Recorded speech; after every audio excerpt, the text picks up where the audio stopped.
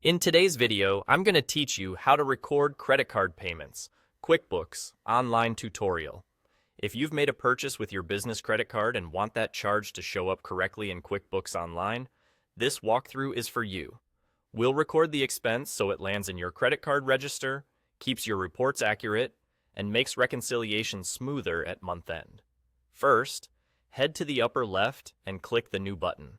From the options that appear, choose Expense. This opens the expense form where you'll tell QuickBooks exactly what you bought and how you paid for it. Think of this form as the digital receipt and accounting entry all in one place. On the expense form, start by checking two fields that matter most for credit card activity: payment account and payment method. Set the payment account to the specific credit card you used. If you have more than one card, pick the correct one so the charge lands in the right register. Then set the payment method to credit card. These two settings ensure QuickBooks treats this as a credit card transaction rather than cash or bank. Next, enter the rest of the details you already have on your receipt. Choose the vendor or payee so you can easily find this later and analyze spending by supplier. Enter the date from the receipt to keep your reports accurate. In the category or account section, select the expense account that best reflects what you purchased, such as office supplies, software, or travel.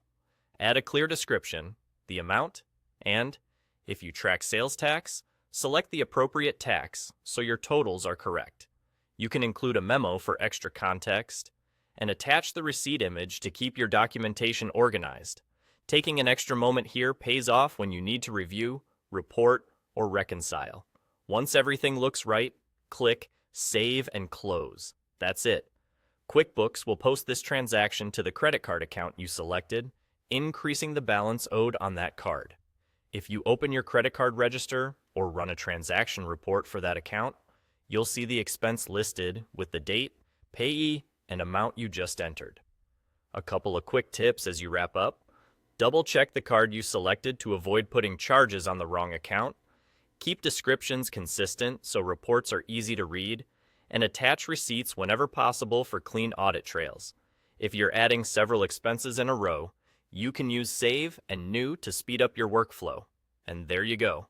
Your credit card payment is recorded in QuickBooks Online. That's all.